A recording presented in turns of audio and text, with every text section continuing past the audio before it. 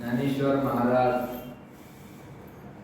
ज्ञानेश्वरीच्या आरंभी भगवान पांडुरंग परमात्म्याला नमन करून भगवंताचं स्वरूप वर्णन करून त्यानंतर वैदिक धर्मातील प्रथम पूजेचा मान ज्यांना आहे असे गणपती, त्या गणपतीचं रूपकाने वर्णन करण्यास ज्ञानोबरायांनी सुरुवात केलेली आहे.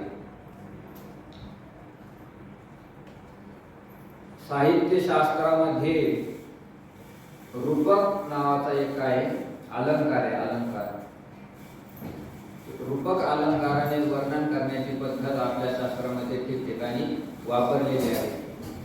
रूपक अलंकार आणि यमक अलंकार हे दोन अलंकार जवळजवळ सारखेच आहे, त्याच्यामध्ये थोडा भेद आहे. जिथं उपमा दिलेली असते परंतु उपमान आणि उपमेय यांच्यामध्ये भेद दाखवला असतो त्याला उपमा अलंकार म्हणतात. आणि उपमान आणि उपमेय हे भिन्न नसून हे दोन्ही एकच आहेत अशी त्यांची अभेद कल्पना करून जेव्हा वर्णन करतात त्यावेळेस त्याला काय म्हणायचं, रूपक अलंकार म्हणायचं.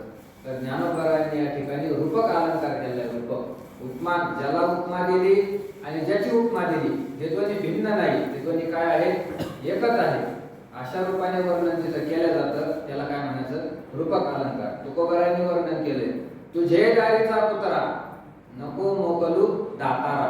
हे देवा, मी तुझ्या दारातील कुत्रा आहे, कुत्रा. मी कुत्र्यासारखा तुझ्या दारामध्ये असं नाही म्हटलं, तर मी काय आहे, कुत्राच आहे. म्हणजे कुत्र्याची उपमा दिली नाही, तर उपमान उपमे या दोघांमध्ये अभेदाची कल्पना केली. मी साक्षात कुत्रा आहे अशा रूपाने. तसंच ज्ञानोबा इथं गणपतीचं रूपक करतात, देवा तुझे गणेशू. देवा तूच काय आहे, गणपती आहे. तू गणपती सारखा आहे असं नाही, तर तू साक्षात कोण आहे, गणपती आहे. आणि अशी गणपती आणि भगवान परमात्मा ब्रह्म या दोन्हीची अभेद कल्पना करून आता ज्ञानोबारायांनी वर्णन करण्यास सुरुवात केली आहे.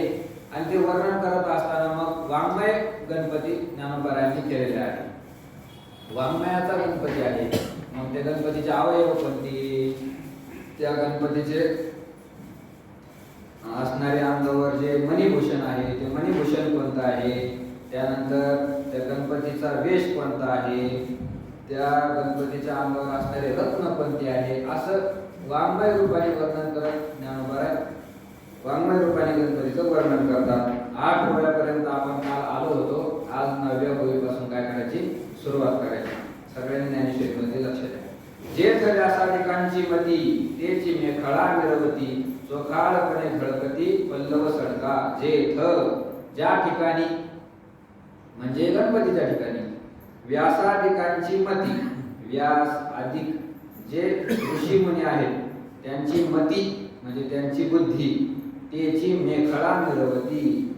ती बुद्धी म्हणजे गणपतीच्या अंगावरची काय आहे, मेखळा आहे. मेखळा, मेखळा शब्दाचा अर्थ होतो शेला, ज्याला आपल्या भाषेत उपर्ण म्हणतात. उपर्ण, गणपतीच्या अंगावरचा जो शेला आहे, जे उपर्ण आहे, ते उपर्ण म्हणजे कोण आहे, व्यासादिकांची मती आहे. व्यासादिकांची मती. ज्ञानोबारायांनी त्या उपरण्याला व्यासादिकाच्या बुद्धीचं काय केलेलं आहे, उपमा दिलेली आहे. व्यास ऋषींचं वर्णन गीतेच्या सुरुवातीला येतं. म्हणजे गीता प्रारंभ होण्याच्या अगोदर जे मंगलमय श्लोक म्हटल्या जातं, त्यात व्यासादिकांचं काय केलेलं आहे, व्यास ऋषीचं वर्णन केलेलं आहे. नमोस्तुते व्यास विशाल बुद्धी फुल्लारयिंदा यतपत्र नेत्र येन त्वया भारत तैल पूर्ण प्रज्वालितो ज्ञानमय प्रदीपः. नमोस्तुते व्यास विशाल बुद्धी. विशाल बुद्धी असं त्याला काय दिलेलं आहे, व्यासांना उपमा दिलेली आहे. विशाल बुद्धीचे, व्यासाची बुद्धी कशी आहे, विशाल बुद्धी. ते ज्ञानोबा सांगतात व्यासादिकांच्या मती, व्यासादिक ऋषींची जी मती म्हणजे बुद्धी आहे, ती बुद्धी कशी आहे, गणपतीच्या अंगावरचा शेला आहे. व्यासाची बुद्धी फार मोठी आहे. व्यासांनी 18 पुराणाची काय केली, रचना केली. त्याचबरोबर 18 उपपुराणाची सुद्धा काय केली, रचना केली व्यासांनी. महाभारताची रचना सुद्धा कोणी केली, व्यासांनी. ते महाभारत, त्या महाभारताविषयी ज्ञानोबा म्हणतात, म्हणून महाभारती जे नाही ते नोहेची लोकी ती. म्हटले तुम्हाला एखादी गोष्ट अशी आढळून आली की ती महाभारतामध्ये सापडलीच नाही, तर मग असं सांगायचं की ती वस्तू त्रैलोक्यामध्ये नाही, ते नोहेची लोकी ती. तिने लोकांमध्ये तशी वस्तूच नाही. कोणती वस्तू, महाभारतामध्ये सापडत नाही अशी वस्तू. म्हणजे एवढं महाभारत काय आहे, श्रेष्ठ आहे, विशाल आहे. झाले 1.25 लाख भारत असं ज्ञानोबाने म्हणलंय. म्हणजे 1.25 लाख श्लोकाचं काय आहे, महाभारत आहे. ते महाभारताची रचना सुद्धा कोणी केली, व्यासांनी केली. फार मोठी तीव्र बुद्धी व्यासाची होती. महाभारताची रचना ज्या वेळेस करायची त्यावेळेस असा प्रश्न पडला का आता एवढं मोठं महाभारताचं लिखाण करणार कोण. तर मग शोधाशोध केल्यानंतर गणपती बाप्पाची काय केली, नेमणूक केली. महाभारताचं लिखाण करण्यासाठी गणपती बाप्पाचं काय केलं, आवाहन केलं. आणि व्यास काय करायला लागले, महाभारत सांगायला लागले. तर गणपती बाप्पा लिहायला बसले असताना गणपती बाप्पाने काय केलं, आठ घातली व्यासाला. काय आठ घातली, मी तुमच्या पूर्ण ग्रंथाचं लिखाण करतो, काही हरकत नाही, पण मला मध्ये थांबलेलं चालणार नाही. सलग तुम्हाला श्लोक सांगावे लागतील. असे जर श्लोक सलग सांगितले तर मी लिहिते, ज्या ठिकाणी तुम्ही थांबले समजून घ्या तुमचा ग्रंथ आता पूर्ण झाला. अशी आड घातल्यानंतर आता विशाल बुद्धी व्यास महाराजाची बुद्धी विशालच होती. त्यांनी सुद्धा मला अशी आड घातली. मी तुला लगातार श्लोक सांगतो, काय हरकत नाही, पण गणपती बाप्पा श्लोकाचा अर्थ तुम्हाला समजल्याशिवाय तुम्ही श्लोक लिहायचा नाही, अशी आड घातली. कोणी? व्यासाने सुद्धा विचारत ना, अर्थ कळल्याशिवाय तुम्ही श्लोकाचा अर्थ लिहायचा नाही, श्लोक लिहायचा नाही. तर मग झाली लेखनाला सुरुवात. आता व्यासाने एकामागे एक श्लोक सांगायला सुरुवात केली. गणपती बाप्पा एकामागे एक लिहायला लागले. आता श्लोक सांगायचे म्हणजे ते आता त्याला थोडंफार लक्षात तर आणावंच लागतं ना. श्लोक लक्षात आणल्याशिवाय सांगणार कसे? तर मग लक्षात आणण्यासाठी मध्ये थोडा वेळ मिळावा म्हणून आणि पुढच्या साधकासाठी सुद्धा थोडंफार ज्ञान अधिक उपलब्ध व्हावं या दोन दृष्टीने व्यासाने काय केली? काही कूट श्लोकाची रचना केली. कूट श्लोक कशाला म्हणतात? ज्याचा अर्थ फार अवघड असतो. वरून दिसायला ते चांगले वाटतात, त्याचा अर्थ फार अवघड असतो. आपल्या संतांनी सुद्धा बरेच कूट अभंग केले. तुकोबारा म्हणतात, देवे देऊळ शेविले उदक कोरडीची ठेवली. देवाने काय केलं म्हणजे देऊळच करून टाकलं. असं पण घडत असतं का? पण ते कूट अभंग त्याला म्हणतात. त्याचा अर्थ कसा असतो? कूट अर्थ, गंभीर अर्थ असतो, त्याचा रहस्यात्मक अर्थ असतो. असे कूट श्लोक सांगायला काय केली? सुरुवात केली. मग ते कूट श्लोक आला का ते गणपती बाप्पा त्याचा अर्थच लागत नव्हता. मग त्याचा अर्थ लागेपर्यंत व्यास महाराज काय करायचे? हजारो श्लोकाची रचना करायची. म्हणजे व्यासाधिकाची बुद्धी कशी होती? बुद्धी तीव्र होती, तीव्र विशाल बुद्धी, फार मोठी त्यांची बुद्धी होती. गीतेमध्ये सुद्धा 2-3 श्लोक असे आलेले आहेत. तर ज्ञानोबारायांनी असं सांगितलं, जेथ व्यासाधिकांची मती त्याची मेखळा मिरवती. व्यासाधिकांची जी मती म्हणजे बुद्धी आहे ती गणपतीच्या अंगावरचं काय आहे? शेला आहे. गणपतीच्या अंगावरचं उपर्ण आहे, उपर्ण. व्यासाधिकांची मती अधिक म्हणजे व्यास आणि त्यांच्या बरोबरीचे, त्यांच्या अधिकाराचे असणारे साक्षात्कारी संत महात्मे, ऋषी मुनी सर्व, पराशर आणि सत्यवती या दाम्पत्याचं काय आहे? मुलगा. कोण? व्यास महाराज. तर या व्यास महाराजांचं फार मोठं महात्म्य आपल्या ग्रंथामध्ये सांगितलेलं आहे. त्याची मेखळा मिरवती. ते व्यास महाराज आणि इत्यादी जे ऋषी मुनी त्यांची जी बुद्धी आहे ती बुद्धी म्हणजे गणपतीच्या अंगावरचा काय आहे? शेला आहे, उपर्ण आहे. त्यानंतर ते कसे आहेत? चोखाळपणे झळकती पल्लव सडका. चोखाळपणे पल्लव सडका झळकती. चोखाळपणे या शब्दाचा अर्थ होतो शुद्धपणाने, झळकतात म्हणजे शोभून दिसतात. चोखाळपणे म्हणजे शुद्धपणाने. गणपतीच्या अंगावरचे वस्त्र कसे आहे? शुद्ध आहे, धुतलेले आहे, असे वस्त्र आहे, म्हणून त्याला चोखाळ म्हटले. ते जे उपर्ण आहे, ते जे शेल आहे, तो कसा आहे? चोखाळ म्हणजे शुद्ध आहे, धुतलेला आहे. आता त्याला उपमाच व्यासाधिकांची मती म्हणजे बुद्धीची दिली. तर व्यासाधिकाची बुद्धी कशी आहे? अगोदर शुद्ध आहे म्हणून चोखाळपणे, शुद्ध आहे त्यांची बुद्धी म्हणून त्याला त्याची उपमा त्याला दिली. असं उपर्ण सुद्धा कसं आहे? शुद्ध, चोखाळपणे झळकती. पल्लव सडका, स्वच्छपणाने झळकतात. पल्लव सडका या शब्दाचा अर्थ होतो पल्लव म्हणजे पदर. पल्लव म्हणजे काय? पदर. तर त्या गणपतीच्या अंगावरचा जो शेला आहे, पदर आहे, तो पदर. आणि सडका या शब्दाचा अर्थ होतो दशा. पदराच्या ज्या दशा आहेत त्याला काय म्हणतात? सडका. घोंगडीला, मोठ्या एखाद्या रगीला पुढून जे मोकळे दोरे सुटलेले असतात त्याला काय म्हणतात? दशा. जुन्या लोकांना माहिती घोंगडीच्या दशा. तर त्या दशा म्हणजे काय आहे? सडका. सडका शब्दाचा अर्थ काय होतो? दशा. पल्लव सडका म्हणजे त्या पदराच्या ज्या दशा आहेत त्या दशा कशा झळकतात? चोखाळपणे, शुद्धपणाने झळकतात. चला पुढे. देखा षडदर्शने मणिपती तेची भुजांची आकृती म्हणूनी विसंवाद धरिती अयोध्ये हाती. मग आता गणपतीचं वर्णन करायचं आहे तर मग त्या गणपतीचे हात नेमके कोणते आहे? आपण हे जर पाहिलं तर सर्वसामान्य दृष्टीने गणपतीला किती हात दिसतात? 4 हात दिसतात. परंतु ज्ञानोबारायांनी गणपती 6 हाताचा सांगितला. वाङ्मय गणपती 6 हाताचा काय आहे? गणपती. मग ते गणपती 6 हाताचा जर आहे तर मग ते 6 हात नेमके कोणते? वाङ्मय गणपती आहे. मग कोणता वाङ्मय म्हणजे कोणता हात आहे? तर ज्ञानोबा सांगतात, देखा, पहा तुम्ही, षडदर्शने मणिपती, जे 6 दर्शन सांगितले जातात ना, दर्शन 6 दर्शन, तसे जर पाहिलं तर सगळे एकूण 16 दर्शने, 6 आस्तिके, 6 नास्तिके आणि इतर अजून शैव दर्शन वगैरे 2-4 दर्शन. दर्शन शब्दाचा अर्थ होतो शास्त्र. भगवंताच्या यथार्थ स्वरूपाकरता जे झगडलेले आहे, यथार्थ स्वरूपाचं जे ज्ञान करून देण्यास प्रवृत्त होतात त्यांना दर्शन म्हणतात. तर असे 6 आस्तिक दर्शन आहे, 6 नास्तिक दर्शन आहे. म्हणजे 6 आस्तिक शास्त्र आहे, 6 नास्तिक शास्त्र आहे. त्यामध्ये योग, सांख्य, वैशेषिक, न्याय, पूर्वमीमांसा आणि उत्तरमीमांसा हे 6 जे आहेत ते आस्तिक शास्त्र आहेत. त्यानंतर 6 नास्तिक शास्त्र सुद्धा आहे. त्यामध्ये बुद्धाचे 4 शिष्य येतात, माध्यमिक, वैभाषिक, स्तोत्रांत्रिक, योगाचार हे 4.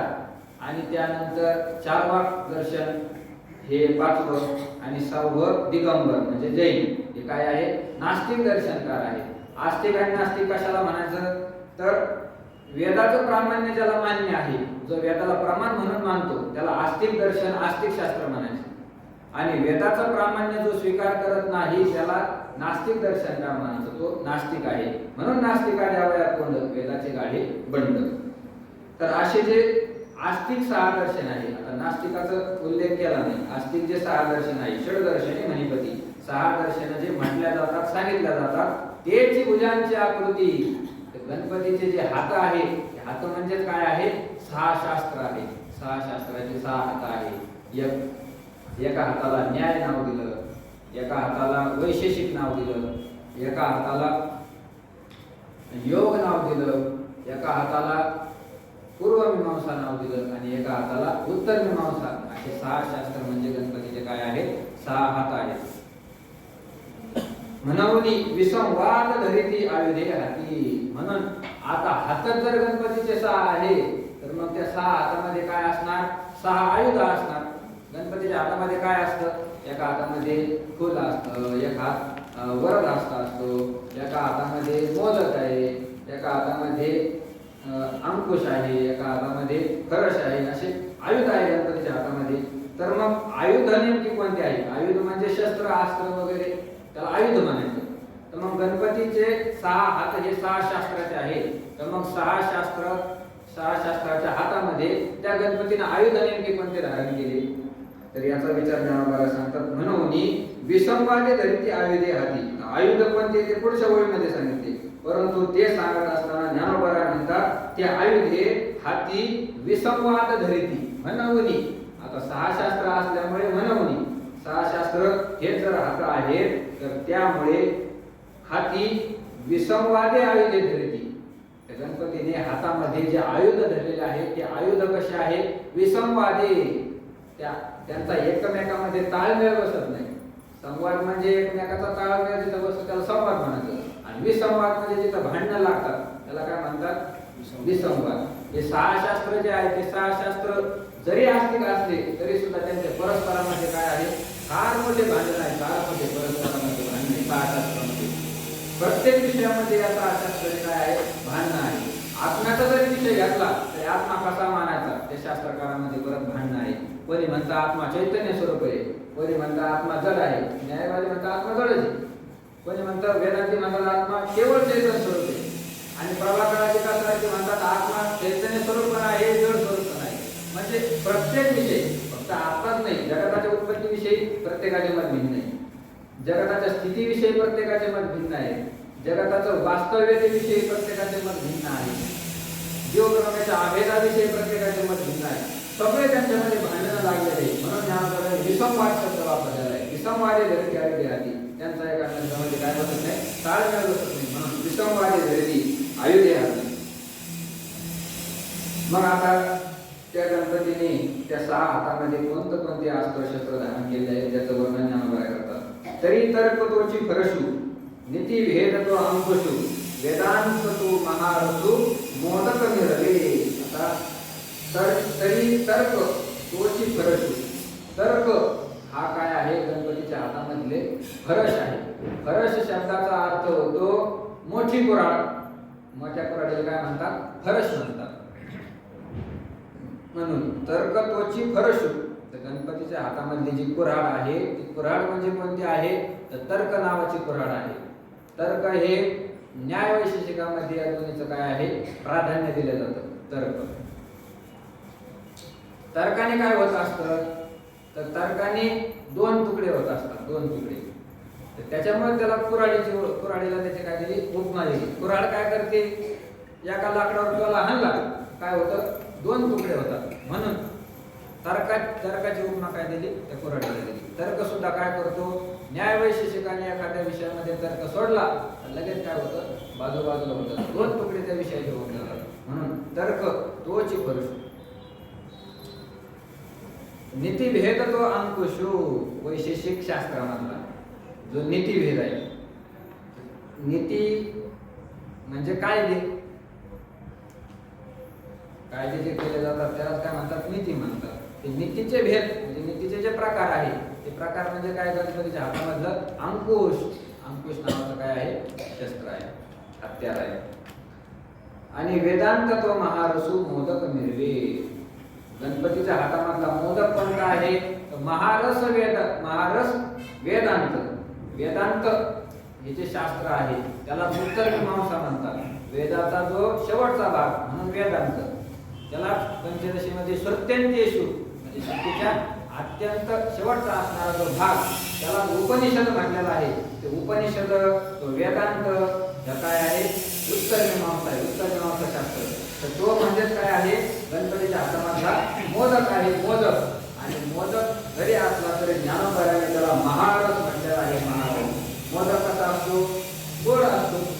मोदक गोड असतो म्हणून वेदांताला काय म्हटले? महारस. महारस शब्दाचा अर्थ होतो श्रेष्ठ रस, मोठा रस. तर संपूर्ण वेदांताचा विषय हे ब्रह्म आहे. ब्रह्माची प्राप्ती करून देतो आणि ब्रह्म हे सगळ्यात मोठा आहे. आणि ब्रह्म हे रसस्वरूप आहे. रसोपै सहा असं त्याला उपनिषदामध्ये म्हटलेलं आहे. तो काय आहे? रसस्वरूप आहे. रसो ब्रह्म रसम लब्धा. पंचदशी ग्रंथामध्ये सुद्धा त्याला ब्रह्माला रस म्हटलेलं आहे. तर रसस्वरूप असल्यामुळे आणि श्रेष्ठ असल्यामुळे त्याला महारस असं म्हटलेलं आहे. मोठा रस असलेला जो वेदांत, तो वेदांत म्हणजे गणपतीच्या एका हातामध्ये काय आहे? मोदक आहे, मोदक. एके हाती दंत जो स्वभावता खंडित तो बौद्ध मत संकेत वार्तिकाचा. आता गणपतीच्या एका हातामध्ये काय आहे? सहा हाताचा गणपती. एका हातामध्ये काय आहे? गणपतीचा फोडलेला दात आहे. गणपतीचा जो दात फोडला तो गणपतीने एका हातामध्ये काय केला? धारण केला. एके हाती दंत. एका हातामध्ये दंत म्हणजे दात आहे. कोणता दात आहे? जो स्वभावता खंडित. स्वभावाने तो आपोआपच काय झालेला आहे? खंडित झालेला आहे. असा खंडित असणारा काय आहे? दात आहे. मग खंडित दात जर गणपतीने हातामध्ये घेतला तर मग वाङ्मय गणपती केला तर मग तो दात नेमका कोणता आहे? कोणता वाङ्मय म्हणजे तो दात आहे? तर ज्ञानोबा सांगतात तो बौद्ध मत संकेत वार्तिकाचा. तो वार्तिकाचा बौद्ध मत संकेत. बौद्धाचं जे मत आहे, बौद्ध म्हणजे हे गौतम बुद्ध आहे की नाही, सिद्धार्थ बुद्ध, त्या बुद्धांचं जे मत आहे. बुद्ध हे नास्तिक दर्शनकार सांगितलेले आहे आणि ते बुद्धाचे 4 शिष्य हे सुद्धा काय आहे? नास्तिक दर्शनकार आहे. आता काहीला अशी सुद्धा शंका येऊ शकते की बौद्ध हा भगवान परमात्मा आपलं भगवंत विष्णूचा काय आहे? अवतार सांगितलेला आहे. बौद्ध हा कितवा अवतार आहे? तर 9वा अवतार सांगितलेला आहे. 8वा कृष्ण, 9वा बौद्ध, त्यानंतर 10वा कल्की अवतार आहे. तर बौद्ध हा अवतार आहे. संतांचे सुद्धा त्याला काय आहे? प्रमाण आहे. तर असं असताना सुद्धा त्या बौद्ध मताचं खंडन शास्त्रकारांनी का केलं? ते तर भगवंताचा अवतार आहे, भगवान सगळ्याला आपल्याला पूजनीय आहे, असं असताना सुद्धा त्याचं खंडन का केलं? व्रतभंगासाठी बौद्ध अवतार झाला दिगंबर अवनी असं नामदेवरायांनी म्हटलेलं आहे. म्हणजे बौद्ध नावाचा काय आहे? अवतार आहे, तरी सुद्धा त्याचं खंडन का केलं? तर यामध्ये असं आहे की आपण ज्याला बौद्ध अवतार समजतो तो बौद्ध अवतार म्हणजे कोण नाही? विष्णूचा अवतार नाही. सिद्धार्थ गौतम बुद्ध हे नास्तिक दर्शनकार आहे. ते काही विष्णूचा अवतार नाही. ते कुप्रचार झालेला आहे. अति शहाण्या लोकांनी केला किंवा अति मूर्ख लोकांनी केला, अज्ञानी लोकांनी केला की सिद्धार्थ गौतम बुद्ध म्हणजे भगवान विष्णूचा अवतार. पण तसं नाही. तर शास्त्रामध्ये जे वर्णन आलेलं आहे तर सिद्धार्थ बौद्धाचा काळ अलीकडचा आहे आणि पुराणामध्ये काय केलं आहे, वर्णन केलं आहे बौद्धाचं. तर ते बौद्ध म्हणजे भगवान बौद्ध आहे. भगवान बौद्ध हे विष्णूचे 9वे अवतार आहे. आणि त्यांच्यामध्ये काय भेद आहे हो, तर सिद्धार्थ गौतम बुद्ध जे त्यांच्या आईचं नाव काय होतं, माया होतं. आणि नामदेव रायाने एका अभंगामध्ये असं वर्णन करून ठेवलेलं आहे की जन्म बौद्ध श्रीवत्साच्या घरी, नामदेव राय वर्णन करतात, बौद्ध श्रीवत्साच्या घरी जन्म शांभवीच्या उदरी, जन्म शांभवीच्या उदरी राजा कांती हे नगरी निरंतर रूपे राहिला. बौद्ध श्रीवत्साच्या घरी, श्रीवत्स नावाच्या ब्राह्मणाच्या घरी काय झाला, बौद्धाचा अवतार झाला. आणि जन्म शांभवीच्या उदरी, शांभवी नावाच्या एका स्त्रीच्या उदरामध्ये त्यांचा जन्म झाला. म्हणजे त्यांच्या आईचं नाव काय होतं, शांभवी होतं. आणि सिद्धार्थ बौद्धाच्या नावात गौतम बुद्ध जे त्यांच्या आईचं नाव माया होतं. म्हणजे दोन्ही भिन्न भिन्न आहे. सिद्धार्थ गौतम बुद्ध हे नास्तिक दर्शनकार आणि भगवान बौद्ध हे कोण आहे, भगवान महाविष्णूचे अवतार आहे. मग तरी सुद्धा ठिकठिकाणी त्यांचं खंडन का केलं, तर त्या काळामध्ये राक्षस सुद्धा काय करायला लागले, यज्ञ करायला लागले. भगवान बौद्धाचा जेव्हा अवतार झाला तर तो नास्तिकच अवतार आहे. भगवान बौद्ध सुद्धा नास्तिकच अवतार आहे. पण तसा अवतार का घ्यावा लागला, तर त्या काळामध्ये राक्षस सुद्धा यज्ञ करायला लागले आणि ते यज्ञ वेदानुसार करायला लागले. आणि यज्ञ केल्यानंतर यज्ञाने शक्ती वाढते, तपानी शक्ती वाढते. तर मग राक्षसाची शक्ती वाढायला लागली. त्या शक्तीने ते राक्षस उन्मत्त झाले. ते ऋषी मुनींना त्रास द्यायला लागले. राहिले यज्ञ पुढील कीर्तन, पळाले ब्राह्मण दैत्य भेणे, असं जे वर्णन केलं. तर त्याचप्रमाणे ऋषी मुनी साधू संत यांना त्रास द्यायला लागले. आणि मग सर्व ऋषींनी देवाला अशी प्रार्थना केली का हे तुम्ही थांबवा, याच्यासाठी तुम्हाला काय करावं लागेल ते तुम्ही काहीतरी करा. तर भगवंतांनी बौद्ध नावाचा नास्तिक अवतार त्या ठिकाणी धारण केला. आणि नास्तिक अवतार धारण करून राक्षसामध्ये असा प्रचार केला की तुम्ही यज्ञ करू नका, यज्ञा ठिकाणी काहीही होत नाही, तुम्ही वेद मानू नका, वेदाची निंदा करा, म्हणून असं नास्तिक प्रचार केला. एवढ्याचसाठी की राक्षस वेदापासून यज्ञापासून बाजूला जावे आणि साधू संताला होणारा त्रास थांबावा, म्हणून नास्तिक अवतार धारण केला. आणि म्हणून त्या गौतम बुद्ध हा देवाचा जरी अवतार असला तरी नास्तिक अवतार आहे.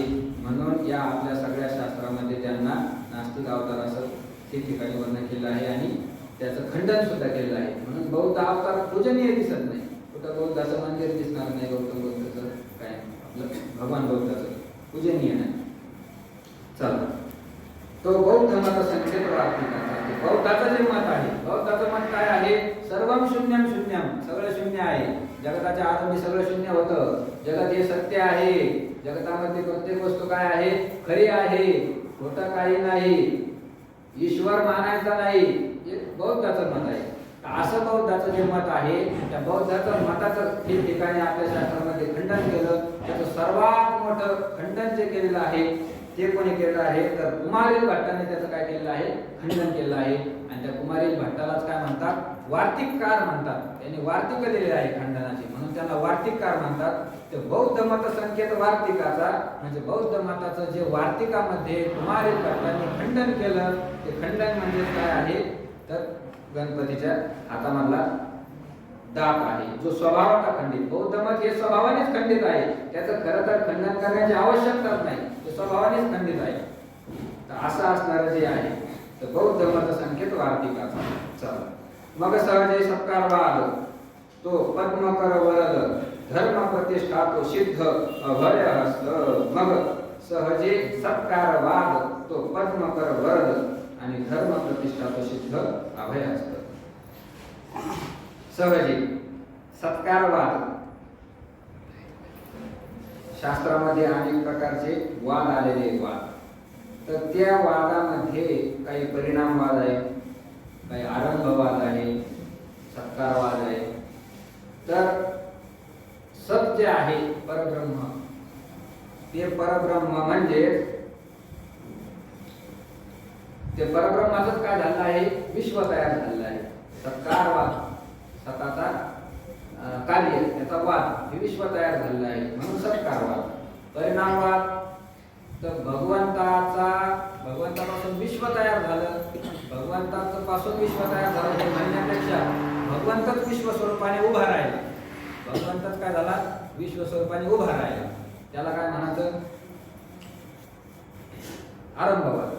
परिणामवाद कशाला म्हणायचं, तर ह्या दुधापासून जसं दही तयार होतं, त्या दही हा दुधाचा काय आहे, परिणाम आहे, तसं भगवंताचा परिणाम म्हणजे कोण आहे, जगत आहे, त्याला परिणामवाद म्हणायचं. सत्कारवाद, तो पद्मकर. सत्कारवाद म्हणजे काय आहे, वरद पद्मकर. पद्मकर म्हणजे पद्म ज्या हातामध्ये धारण केलेला आहे असा, वरद म्हणजे वर केलेला हात, आणि पद्मकर ज्या हातामध्ये, पद्म म्हणजे कमळाचं फुल धारण केलं, तो सत्कारवाद म्हणजे तो कमळ आहे, पद्मकर आहे. धर्म प्रतिष्ठा, तो सिद्ध अभय हस्त. सिद्ध अभय हस्त तो धर्म प्रतिष्ठा. आणि गणपतीचा एक हात कसा आहे, अभय हस्त, म्हणजे असं वर केलेला अभय. आता तुम्हाला मी अभय देतो, आशीर्वाद देतो, त्याला काय म्हणतात, अभय हस्त. तर अभय हस्त हा काय आहे, तर सिद्ध धर्म प्रतिष्ठा. धर्म प्रतिष्ठा ही पूर्वमीमांसेने त्याचं काय केलेलं आहे, वर्णन केलेलं आहे, धर्म प्रतिष्ठा सांगितलं. आचरण करण्याचे जे नियम त्याला काय म्हणायचं, धर्म म्हणायचं. येतो अभ्युदया निश्रेय सिद्धी सधर्म हा, ज्यापासून आपला ऐहिक भरभराट होते आणि पारलौकिक गती प्राप्त होते, मोक्षापर्यंत मनुष्य जातो, त्याला काय म्हणतात, धर्म म्हणतात. धार्यते इति धर्म हा, धारण करण्यास जे योग्य आहे त्याला काय म्हणतात, धर्म म्हणतात. अशा धर्माच्या अनेक व्याख्या केलेल्या आहेत. तर जो धर्म जो आहे, त्या धर्माचं निरूपण कुठं आहे, पूर्वमीमांसेने केलेलं आहे. पूर्वमीमांसा कर्मकांडाला फार महत्त्व आहे. पूर्वमीमांसेमध्ये पूर्ण धर्माचं वर्णन केलेलं आहे. ब्राह्मणाचे धर्म कोणते, क्षत्रियाचे धर्म कोणते, वैश्याचे धर्म कोणते, शूद्राचे धर्म कोणते, चांडाळाचे जे आहेत त्यांचे धर्म कोणते, स्त्रियाचे धर्म कोणते, नोकराचे धर्म कोणते, मालकाचे धर्म कोणते, सगळं वर्णन कुठं आलं, पूर्वमीमांसा नावाच्या शास्त्रामध्ये आले. ते व्यासांचे शिष्य जैमिनी, जैमिनीने पूर्वमीमांसा तयार केली. तर तो धर्म प्रतिष्ठा, धर्माची प्रतिष्ठापना, धर्माचं वर्णन असं जे आलेलं आहे ते पूर्वमीमांसेमध्ये. तर ते धर्म प्रतिष्ठा म्हणजे गणपतीला काय आहे, सिद्ध अभय असं आहे. सिद्ध, त्याला सिद्ध म्हटलं ज्ञानोबरांनी. त्या अगोदर काय आहे, सिद्ध आहे म्हणजे तयार आहे, विशेष आहे म्हणून सिद्ध. देखा विवेक तव सुविमळ, तोची शुंडा दंड सरळ, जेथ परमानंद केवळ महासुखाचा. पहा आता गणपतीची सोंड कोणती आहे, ज्ञानोबा वर्णन करतात. देखा, पहा, विवेक तव सुविमळ, तोची शुंडा दंड सरळ, जेथ परमानंद केवळ महासुखाचा. सुविमळ विवेक, सुविमळ म्हणजे अत्यंत शुद्ध असणारा, मळ रहित असणारा असा जो विवेक आहे, तो विवेक म्हणजे काय आहे, तर गणपतीची सोंड आहे. शुंडादंड सरळ, शुंडादंड म्हणजे सोंड. ती सोंड कशी आहे, कुठंच वाकले नाही, सरळ. गणपतीची सोंड सरळ आहे, त्याला शुंडादंड म्हणजे सोंड. आणि ती सोंड कोणती आहे, तर सुविमळ विवेक, शुद्ध असा असणारा, मलरहित असणारा जो विवेक आहे, विवेक म्हणजे गणपतीची काय आहे, सोंड आहे. विवेक कशाला म्हणायचं, तर साराचं मिश्रण केलेलं असतं, ते मिश्रण भिन्न करणारं जे साधन, त्या साधनाला काय म्हणतात, विवेक म्हणतात. मिश्रित असणाऱ्या गोष्टीला वेगळं. भूसमीचं एक वट, उपनिकार आहे घनवट, उडवते फलकट जाणव आली.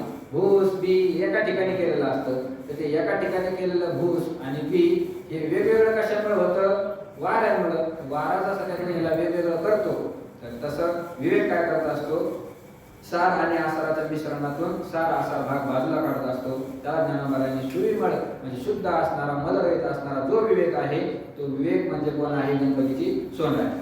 जेथ परमानंद केवळ महासुखाचा, ज्या ठिकाणी केवळ महासुखाचा परमानंद. सोंड म्हणजे काय आहे, विवेक म्हणजे काय आहे, तर महासुखाचा परमानंद. महासुख म्हणजे मोठं सुख, त्याला काय म्हटलंय, परमानंद सुख म्हटलेलं आहे. सुख आणि आनंद हे दोन्ही एकाच अर्थी शब्द आहे. महासुखाचा परमानंद. तर विवेकाने काय होत असतं, सुखाची प्राप्ती होत असते. विवेकाने महासुखाची प्राप्ती होत असते. ज्याच्याजवळ विवेक नाही तो मनुष्य परमार्थामध्ये पुढे जाऊ शकत नाही. विवेकाशिवाय परमार्थात गती नाही. परमार्थाची पहिली पायरी म्हणजे विवेक आहे.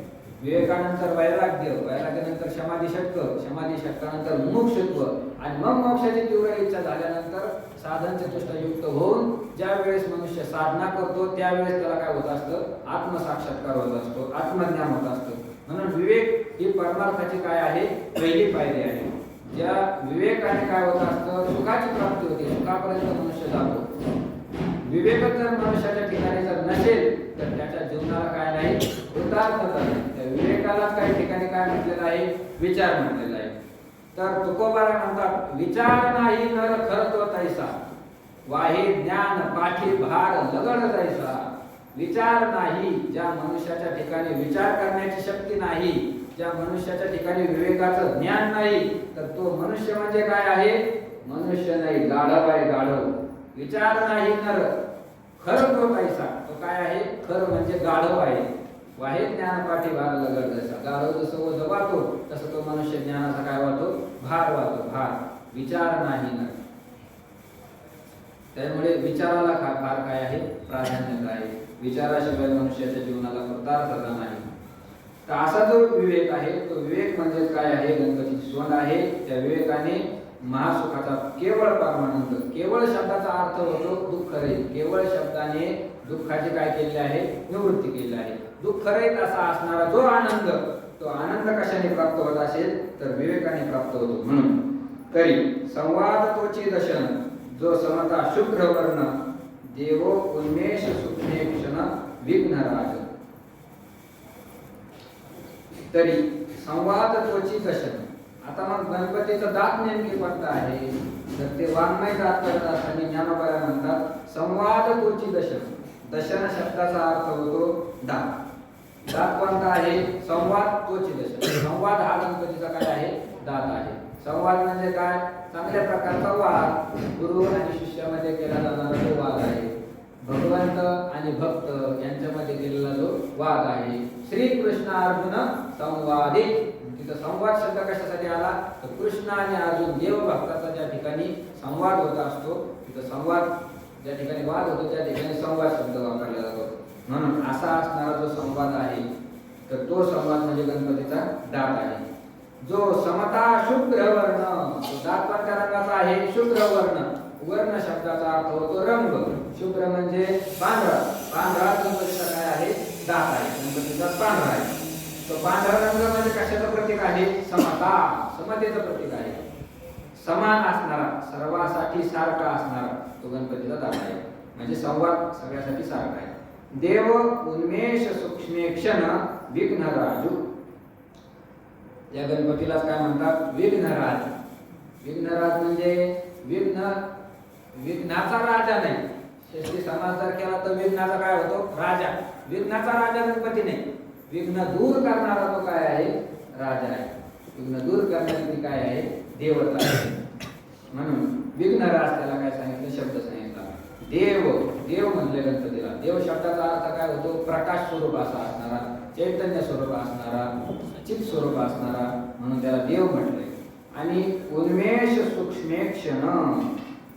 त्या गणपतीचे जे डोळे आहेत, ते डोळे काय आहे, उन्मेष म्हणजे ज्ञान, सूक्ष्म म्हणजे बारीक, एक क्षण म्हणजे काय आहे, डोळे. गणपतीचे डोळे कसे आहे, ज्ञानरूप आहे. ज्ञानरूप, ज्ञानाचे काय, गणपतीचे डोळे आहेत. ज्ञान म्हणजे काय, तर कोणत्याही गोष्टीला यथार्थ जाणून त्याला काय म्हणायचं, ज्ञान म्हणायचं. असले ज्ञान आहे, ते ज्ञान म्हणजे गणपतीचे डोळे आहे. आणि ज्ञान कसं असतं, सूक्ष्म असतं. ज्ञान इंद्रियजन्य, इंद्रियाला गोचर होणार नाही. म्हणून ज्ञान कसं आहे, सूक्ष्म आहे. ज्ञानाचा विचार शास्त्रकारांनी फार सूक्ष्म रीतीने केला आहे.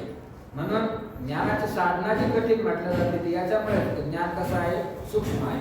म्हणून सूक्ष्म असणारं ज्ञान गणपतीचे काय आहे, डोळे आहे. मज अवगमली या दोन्ही मीमांसा श्रवण स्थानी, बोध मदामृत मुनी अली सेविती. ज्ञानोबा काय म्हणतात, मज अवगमलिया. ज्ञानोबा म्हणतात मला असं वाटतं. अवगमलिया शब्दाचा अर्थ काय, वाटणे. माझं अवगमली आहे. मला असं वाटतं, काय वाटतं?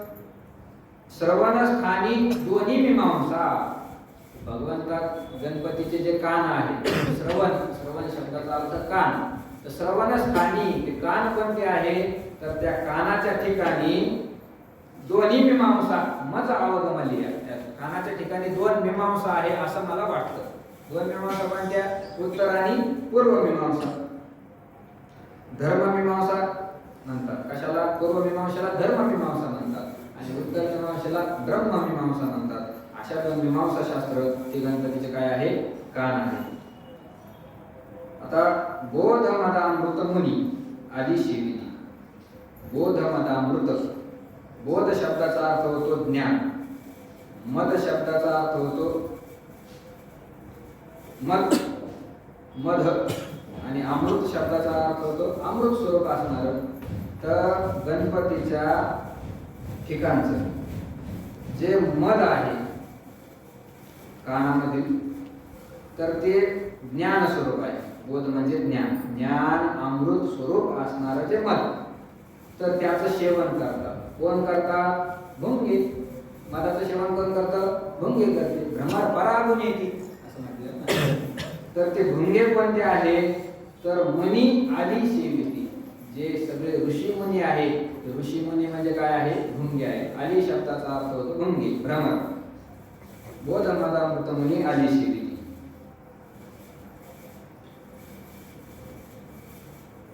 असं गणपतीच्या ठिकाणचे जे जे अवयव आहे त्या अवयवाला वाङ्मय रूपाने ज्ञानोबारांनी काय केलं आहे?